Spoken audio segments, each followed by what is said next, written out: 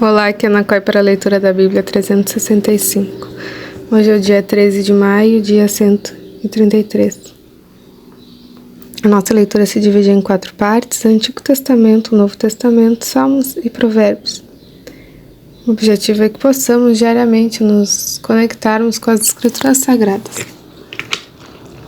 Eu te convido a escolher um local confortável e de preferência em silêncio, para que você possa desfrutar deste momento em Cristo. E na autoridade do nome de Jesus, peço ao Espírito Santo que transborde os nossos corações, tornando-os ensináveis para que possamos receber as revelações da leitura de hoje. Amém. Antigo Testamento, 1 Samuel, capítulo 14, versículo 1. Um dia, Jonatas, filho de Saul, disse ao seu jovem escudeiro: Venha, vamos até a guarnição dos filisteus, que está do outro lado. Porém, ele não contou isso a seu pai. Saul se encontrava na extremidade de Gibeá, debaixo da romazeira em Migron, e o povo que estava com ele eram cerca de 600 homens. Aliás, filho de Aitube, irmão de Cabu, filho de Finéias, filho de Eli, sacerdote do Senhor em Siló, trazia a estola sacerdotal. O povo não sabia que Jonatas tinha ido. Entre os desfiladeiros pelos quais Jonatas procurava passar a guarnição dos filisteus, havia um penhasco íngreme de um lado e outro penhasco íngreme do outro lado. Um se chamava Bozez e o outro Sené. Um deles se erguia ao norte diante de Micmas, o outro ao sul diante de Geba. Jonatas disse ao seu escudeiro: Venha, vamos até a guarnição desses incircuncisos. Talvez o Senhor nos ajude, porque nada pode impedir o Senhor de livrar, seja com muitos ou com poucos. Então o escudeiro disse: Faça tudo o que estiver em seu coração. Eu estou com você e farei o que você decidir. Jonatas respondeu: Não vamos atravessar na direção daqueles homens e deixar que eles nos vejam. Se nos disserem assim: Fiquem parados até que cheguemos perto de vocês. Então ficaremos onde estamos e não subiremos a eles. Porém, se disserem: Subam até aqui, então subiremos, pois o Senhor os entregou em nossas mãos. Isso nos servirá de sinal. Quando os dois se deixaram ver pela guarnição dos filisteus, estes disseram: Eis que os hebreus estão saindo dos buracos onde estavam escondidos. Os homens da guarnição disseram a Jonatas e ao seu escudeiro: Subam até aqui e nós daremos uma lição em vocês. Então Jonatas disse ao escudeiro: Venha atrás de mim, porque o Senhor os entregou nas mãos de Israel. Então Jonatas subiu engatinhando e o seu escudeiro foi atrás. Os filisteus caíram diante de Jonatas e seu escudeiro os matava atrás dele. Nesse primeiro ataque, Jonatas e o seu escudeiro mataram perto de 20 homens, numa pequena área da terra. Houve grande espanto no arraial, no campo e entre todo o povo. Também a guarnição e os saqueadores tremeram e até a terra tremeu. Foi um terror causado por Deus. Em Gibeá de Benjamim, as sentinelas de Saul olharam e eis que a multidão dos filisteus se dispersava, correndo uns para cá e para lá. Então Saul disse ao povo que estava com ele: Contem aos soldados e vejam quem é que saiu do acampamento. Contaram, e eis que nem Jonatas nem o seu escudeiro estavam ali. Disse Saul a Iás: Traga aqui a arca de Deus. Isso porque naquele dia estava com os filhos de Israel. Enquanto Saul falava ao sacerdote, o alvoroço que havia no arraial, os filisteus aumentava cada vez mais. Então Saul disse ao sacerdote: Desista de trazer a arca. Saul e todo o povo que estava com ele se reuniram e foram à batalha. Eis que a espada de um era contra o outro e houve grande tumulto. Também os hebreus que anteriormente haviam estado com os filisteus e que tinham ido com eles ao arraial, também esses se juntaram com os israelitas que estavam com Saul e Jonatas. Quando todos os homens de Israel que estavam escondidos na região montanhosa de Efraim ouviram que os filisteus estavam fugindo, também eles entraram na batalha e os perseguiram.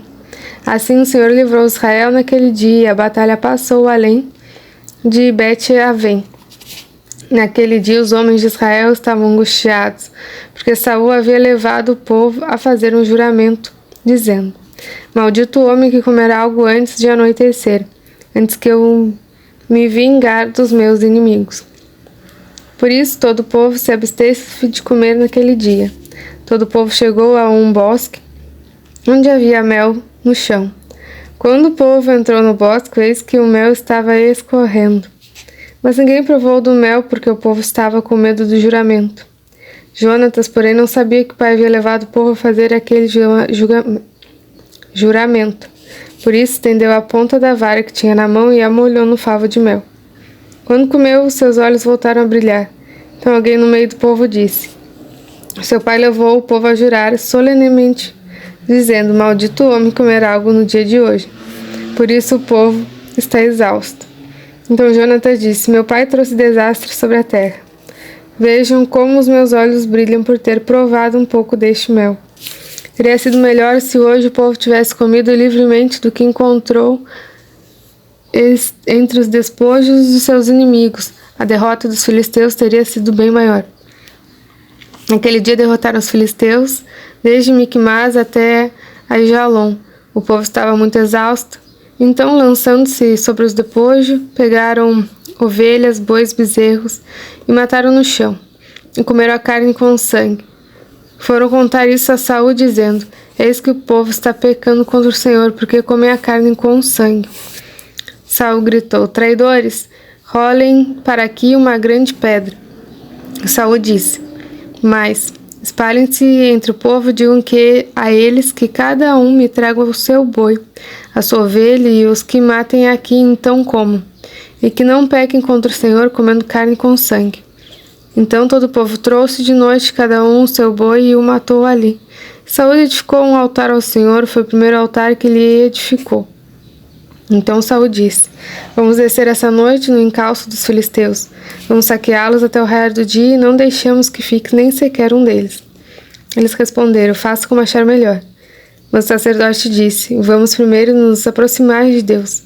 Então Saul consultou a Deus, dizendo: Devo descer no encalço dos filisteus? Tu os entregarás nas mãos de Israel?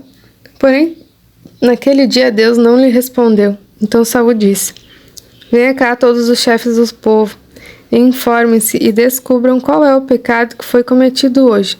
Porque tão certo como vive o Senhor, que salva Israel, ainda que o meu filho Jonatas seja culpado, certamente morrerá.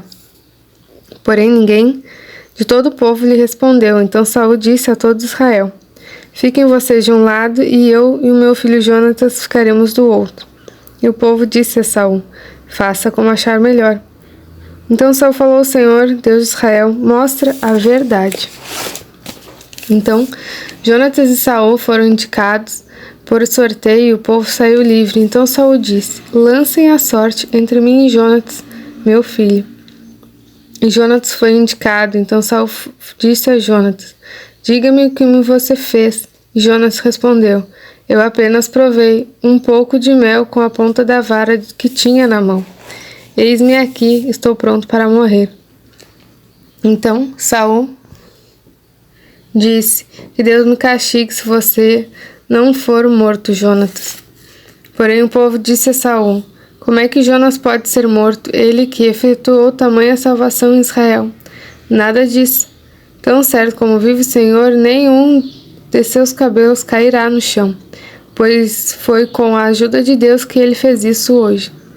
Assim o povo salvou Jonatas para que não morresse. Saul deixou de perseguir os filisteus e estes voltaram para sua terra. Quando assumiu o reinado de Israel, Saul lutou contra todos os seus inimigos ao redor, contra Moabe, os filhos de Amon e Edom, contra os reis de Zobá e os filisteus, e para onde quer que se voltava era vitorioso. Lutou com coragem, derrotando os amalequitas e libertando Israel das mãos dos que os saqueavam. Os filhos de Saul eram Jonatã, Isvi e Malquissua. Os nomes de suas duas filhas eram Merabe e a mais velha Mical, a mais nova. A mulher de Saul se chamava Ainoã, filha de Aimaas. O nome do general do seu exército era Abner, filho de Ner, tio de Saul. Quis era pai de Saul e Ner, pai de Abner, era filho de Abiel. Durante todo o reinado de Saul houve forte guerra contra os filisteus. Por isso sempre que via um homem forte e valente, Saul agregava a si. Novo Testamento, João capítulo 7, versículo 32. Os fariseus, ouvindo a multidão murmurar essas coisas a respeito de Jesus, juntamente com os principais sacerdotes, enviaram guardas para o prender. Jesus disse: Ainda por um pouco de tempo estou com vocês, e depois irei para junto daquele que me enviou. Vocês irão me procurar, mas não me acharão. Vocês não podem ir para onde eu estou. Então os judeus disseram uns aos outros: Para onde ele irá que não o possamos achar? Será que pretende ir para a diáspora entre os gregos, a fim de ensinar os gregos? O que significa isso que ele diz? Vocês irão me procurar, mas não me acharão. Vocês também não podem ir para onde eu estou. No último dia, o grande dia da festa, Jesus se levantou e disse em voz alta: Se alguém tem sede, venha a mim e beba. Quem crer em mim, como diz a Escritura, do seu interior fluirão rios de água viva. Isso ele disse a respeito do Espírito que os que nele crescem havia de receber, pois o Espírito até aquele momento não tinha sido dado, porque Jesus ainda não havia sido glorificado. Quando ouviram essas palavras, alguns do meio do povo diziam: Este é verdadeiramente o profeta. Outros diziam: Ele é Cristo.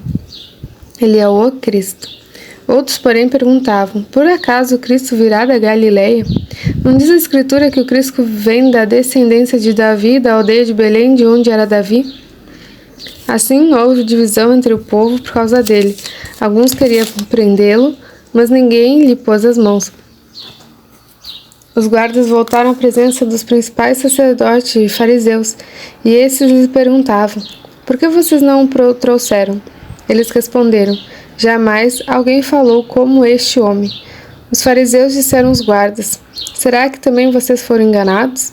Por acaso alguma das autoridades ou algum dos fariseus creu nele? Mas esse povo que nada sabe da lei é maldito. Nicodemos, um deles, que antes tinha ido conversar com Jesus, perguntou-lhes: Será que a nossa lei condena um homem sem primeiro ouvi-lo e saber o que ele fez? Eles responderam: Por acaso também você é da Galileia? Examine e verá que da Galileia não se levanta profeta. Salmo 109, do 1 ao 31, ao mestre de canto, Salmo de Davi. Ó Deus, do meu louvor não te cales, pois contra mim se abrirão lábios maldosos e fraudulentos. Com língua mentirosa falam contra mim, cercam-me com palavras odiosas e me atacam sem motivo. Em paga do meu amor me hostilizam, eu porém oro. Pagaram-me o bem com o mal, o amor com o ódio. Suscita contra ele um ímpio e que à sua direita esteja um acusador. Quando julgarem, que ele seja condenado e que a oração dele seja tida como pecado. Sejam poucos os seus dias e outro tome o seu encargo. Fiquem órfãos os seus filhos e viúva a sua esposa. Andem errantes os seus filhos e mendiguem, sejam expulsos das ruínas de suas casas. Que um credor se aposse de tudo o que ele tem, e os estranhos saqueiem o fruto do seu trabalho. Ninguém tenha misericórdia dele, nem haja nem quem se compadeça dos filhos órfãos. Desapareça a sua posteridade e que o seu nome se extinga na geração seguinte. Que a iniquidade de seus pais fique viva na memória do Senhor, e não se apegue ao pecado de sua mãe. Permaneçam ante os olhos do Senhor, para que faça desaparecer da terra sua memória. Porque ele não se lembrou de usar de sua misericórdia, mas perseguiu o pobre e o necessitado, bem como o quebrantado de coração, para os entregar à morte. Amou a maldição, que ela o apanhe. Não quis a bênção, que ela se afaste dele. Vestiu-se de maldição como de uma túnica, que ela penetre como água no seu interior e nos seus ossos como azeite. Seja para ele como a roupa que o cobre e como o cinto com o que sempre se cinge. Que esta seja a parte do Senhor, a recompensa dos que me acusam e dos que falam mal de mim. Mas tu, ó Deus, meu Senhor, age por mim, por amor do teu nome. Livra-me porque é boa a tua misericórdia, porque sou pobre e necessitado, e dentro de mim sinto ferido o coração. Vou passando como a sombra que declina, sou atirado para longe como um gafanhoto. De tanto jejuar, os meus joelhos vacilam e o meu corpo definha de magreza.